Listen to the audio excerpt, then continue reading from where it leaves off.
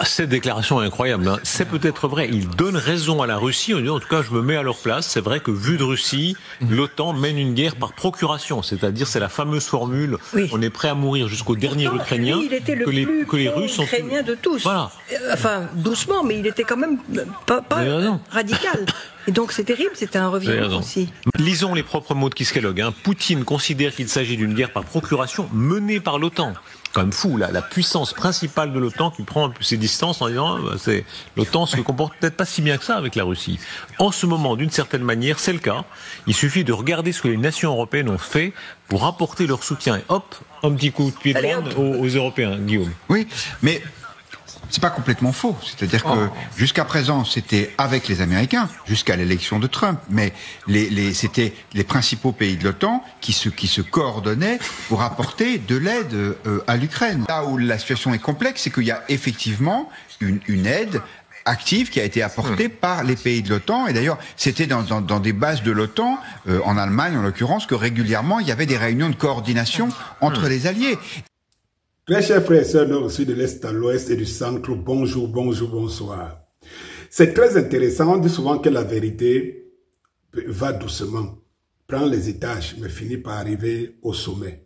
Le mensonge prend l'ascenseur, mais vous connaissez l'ascenseur, c'est un système d'engrenage et de chaînes, que lorsque une courroie se coupe, allez, c'est la chute. Rendez-vous compte, aujourd'hui, de ces donc qui disaient que c'est les Russes qui font de la propagande et des narratifs qui ne tiennent pas debout. C'est eux qui vous disent aujourd'hui, ils l'admettent. Ils l'admettent à mi-mot. Ils l'admettent parce que les Américains, Jeff Kellogg, qui est l'envoyé spécial et qui était un pro-ukrainien, rappelez-vous ici que lorsqu'il parlait de l'administration Trump et tout ce qui comporte l'administration, il citait toujours Jeff Kellogg comme exemple parce que lui, il est pro-ukrainien. Alors aujourd'hui, il trouve incroyable. C'est que lorsqu'il dit, il dit que Poutine n'avait pas tort de dire que c'est des Ukrainiens, c'est une guerre par procuration.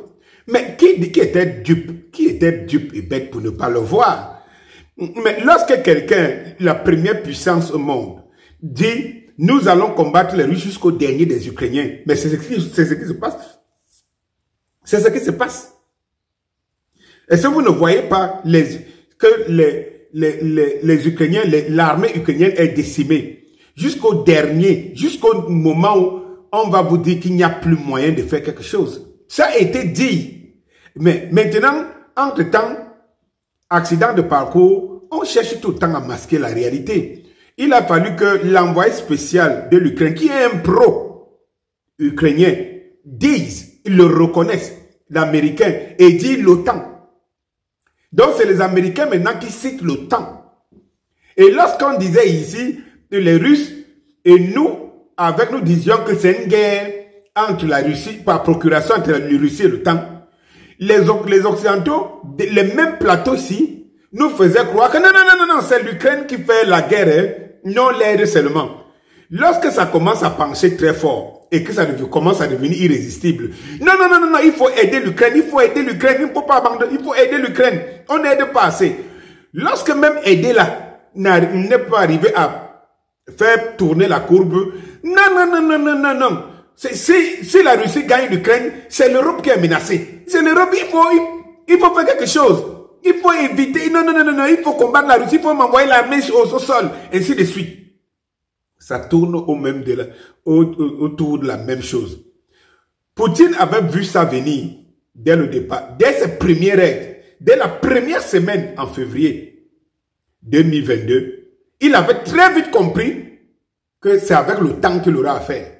C'est pour cela que Poutine avait reculé un temps, petit peu, mais tout en précisant que ne vous inquiétez pas. L'objet de l'opération spéciale sera tous les objectifs seront atteints. Les Russes n'ont jamais bougé d'un iota. Voilà, de leur scénario, jamais. C'est les Occidentaux qui ont tout le temps évolué, progressé, avancé, reculé, se stabilisé. Les Russes sont restés fermes. Et eux-mêmes, ils le disent tout le temps. Qui croit donc entre quelqu'un que dès le départ, il vous a fixé ses objectifs Et quelqu'un qui a changé 1000 fois les objectifs en route. Ou alors, qui vit dans le déni total à tout moment. Il vous dit, la guerre ne me regarde pas. Il vous dit, on aide l'Ukraine. Parce que, après il vous dit, non, aidons beaucoup plus. Après il vous dit, non, les lignes rouges, on ne les franchit pas. Après ils franchissent les lignes rouges en se vantant, en disant, on a franchi telle ligne rouge. Qu'est-ce qui s'est passé? Les Russes ont fait quoi? Après, non, les Ukrainiens sont résilients. Après, non, il faut aider plus les Ukrainiens, ne les aide pas assez. C'est pour cela que les Russes avancent toujours. Après, non, il faut maintenant envoyer les boucliers anti-missiles. Après boucliers anti-missiles, les chars. Après les chars, tel type d'armement. Après tel type d'armement, envoyer encore des chars. Après les chars, envoyer les avions. À chaque fois, il nous disait que c'est le tournant dans la guerre et les lignes rouges ont été traversées. Aujourd'hui, il vous parle de paix, mais en organisant les frappes et tout est prédit, tout est prévu et tout démontre que les Occidentaux et l'OTAN, et c'est la sortie de Jessica que finalement, il faut accepter la vérité, c'est l'OTAN qui est derrière. Où est l'Ukraine pour pouvoir mener des opérations aussi grandioses? Il voit l'Ukraine. Vous aidez quelqu'un, vous le soutenez, parce que sans le soutenir, il tombe. Mais en même temps, vous dites qu'il est capable de mener des opérations. Pourquoi vous demandez donc la paix? En fait, vous ne la demandez pas. Vous êtes dans les mêmes objectifs. Parce que ce que l'Ukraine a fait de Zelensky, vous allez voir, les premières bombes qui sont tombées, ce n'est pas ça. Le devant là, vous chouillou pépé. Poutine, vous chouillou pépé. Vive Poutine. Oui, notre allié est indéfectible. Ah oui, parce qu'avec Poutine, le monde est libéré. Vive tous les Africains qui y croient, qui y pensent. Et à bientôt, lorsque les pleurs, ce nom dit les pleurs d'Umbolé, lorsque les pleurs d'Umbolé vont commencer. Et je vous dis jusqu'à présent, avez-vous entendu les Européens, une chancellerie, crier que non, vraiment il faut arrêter la guerre. Parce que quand c'est l'Ukraine, c'est bon. C'est la même technique qu'ils utilisent en Israël.